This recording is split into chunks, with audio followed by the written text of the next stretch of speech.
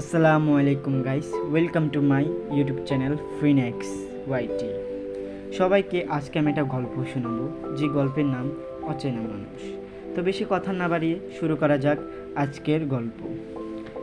এক শহরের এক কোণে খুব সাধারণ একটা বাস স্ট্যান্ড ছিল। প্রতিদিন সেখানে হাজার হাজার মানুষ আসে যায়, কিন্তু কেউ কারোর দিকে তাকায় না। সেখানে প্রায় প্রতিদিন এক ছেলে দাঁড়িয়ে থাকতো, যার নাম মাহাদি। মাহাদি ছিল খুব শান্ত স্বভাবের ছেলে। তার জীবনে তেমন কোনো গল্প ছিল না, না কোনো স্বপ্নের মানুষ ছিল, আর কোনো বিশেষ অনুভূতিও তার মাঝে ছিল না। সব কিছু ছিল একদম নির্জীব এক ঘরে। কিন্তু একদিন হঠাৎ করে সব বদলে গেল।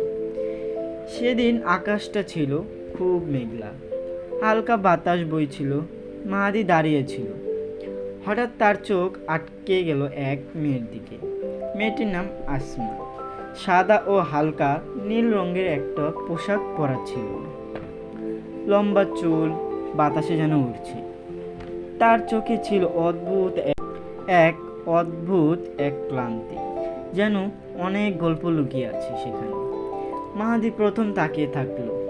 সে ভাবলো, এভাবে কি তাকানো ঠিক? কিন্তু সে তাকিয়ে রইল। এভাবে তাকানো ঠিক না, মাহাদি মনে মনে বলছিল। ঠিক তখনই বৃষ্টি নামছিল। ওখানকার প্রায় সকল মানুষ আশ্রয়ের খুঁজে গেল, কিন্তু আসমা দাঁড়িয়ে রইল বৃষ্টির মাঝেই। সে বৃষ্টিতে ভিজতেছিল, যেন সেই বৃষ্টিকে উপভোগ করছে। মাহাদির ভিতর কেমন একটা অনুভূতি হলো। সে কিছুক্ষণ দ্বিধায় থাকলো। সে মনে মনে বলছিল যে আমি আমার ছাতাটা ওর কাছে নিয়ে দেব। এত কথা না ভেবে সে তারপর নিজের ছাতাটা নিয়ে এগিয়ে গেল। মাহাদি বলল, এই মেয়ে, তুমি ভিজে যাচ্ছ তো, আমার ছাতায় আসো, বা আমার ছাতাটা তুমি নাও। আসমা অবাক হয়ে তাকিয়ে বলল, তুমি কে ভাই? মাহাদি হালকা হেসে বলল, আমি একজন অচেনা মানুষ। আসমা একটু হেসে ফেলল।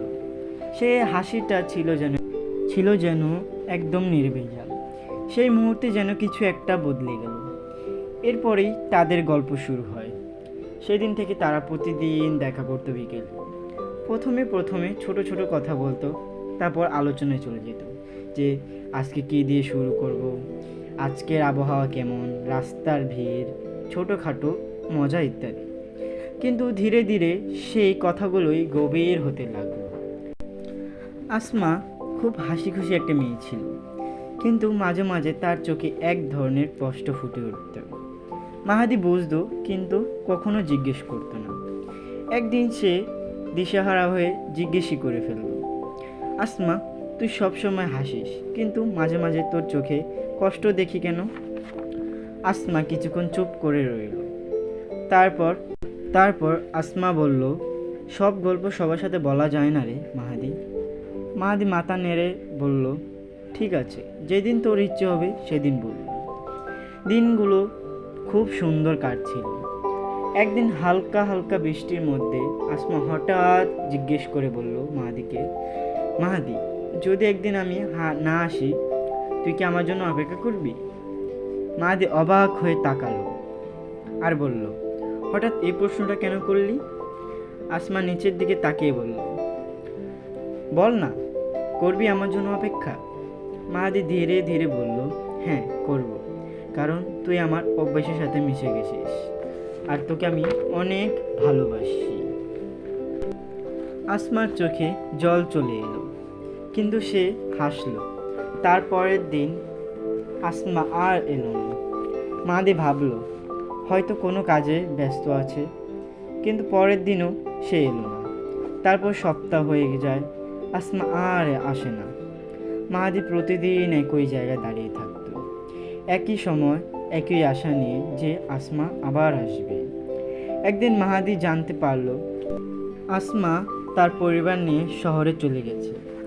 কোনো বিদায় না দিয়ে, কোনো শেষ কথা না বলে মাহাদির বুকটা যেন ভেঙে গেল। সে বুঝল, যে মানুষটাকে সে একসময় অচেনা ভেবেছিল, সে মানুষটাই তার জীবনের সাথে মিশে গেছে। সে আসমাকে অনেক ভালোবেসে ফেলেছে। এভাবেই 5টি বছর কেটে যায়। মাহাদি এখন আর আগের মতো নেই। সে একটু বদলে গেছে, চুপচাপ থাকে, গভীরও থাকে। তবু সে আজও মাঝে মাঝে সেই বাস স্ট্যান্ডে যায় আসমার আশায়। অনেক দিন হয়ে যায়। একদিন ঠিক আগের মতোই বৃষ্টি নামছিল। মাহাদি বৃষ্টির মধ্যে দাঁড়িয়েছিল। হঠাৎ পেছন থেকে একটা কণ্ঠ শোনা গেল, এই তুমি কে? মাহাদির শরীর কেঁপে উঠল। সে ধীরে ধীরে ঘুরে দাঁড়ালো। সামনে দাঁড়িয়ে আছে আসমা। একই হাসি, একই চোখ, কিন্তু যেন আরও পরিবর্তনীয়। মাহাদির চোখে জল চলে এলো। সে হালকা হেসে বলল, আমি একজন অচেনা মানুষ। আসমা মুচকি হেসে বলল, না, তুই কখনো অচেনা ছিলি না, তুই ছিলি আমার মনের মানুষ। মাহাদি দৌড়ে আসমাকে জড়িয়ে ধরল। মাহাদির সব রাগ, অভিমান সব এক নিমিষেই ধুয়ে গেল মধ্যে বৃষ্টির মধ্যে দাঁড়িয়ে দুজন নিজেদের ভালোবাসার তৃষ্ণা মেটাচ্ছে। এতে আমরা বুঝতে পারি কিছু গল্প শেষ হয় না, কিছু মানুষ কখনোই সত্যি হারিয়ে যায় না। তো গাইস, সবাই বলবে এই গল্পটা তোমাদের কেমন লেগেছে। যদি ভালো লাগে তাহলে আমার পেজটাকে এবং আমার চ্যানেলটাকে সাবস্ক্রাইব করে দিও, লাইক কমেন্ট শেয়ার যা পারো তাই উড়াদুরা মারতে থাকো। আর তোমাদের যদি এমন গল্প প্রতিদিন শোনার জন্য আগ্রহ থাকে তাহলে আমাকে কমেন্টে বলে যাবে, হ্যাঁ এরকম গল্প আমরা প্রতিদিন শুনতে চাই। তো এটা আমার নতুন ইউটিউব চ্যানেল, আর সবাই আমাকে একটু বেশি করে সাপোর্ট করবেন যেন আমি একটু এগিয়ে যেতে পারি আর সবার জন্য ভালো ভালো কন্টেন্ট ভিডিও বানাতে পারি। তো গাইস, বাই বাই, আসসালামু আলাইকুম।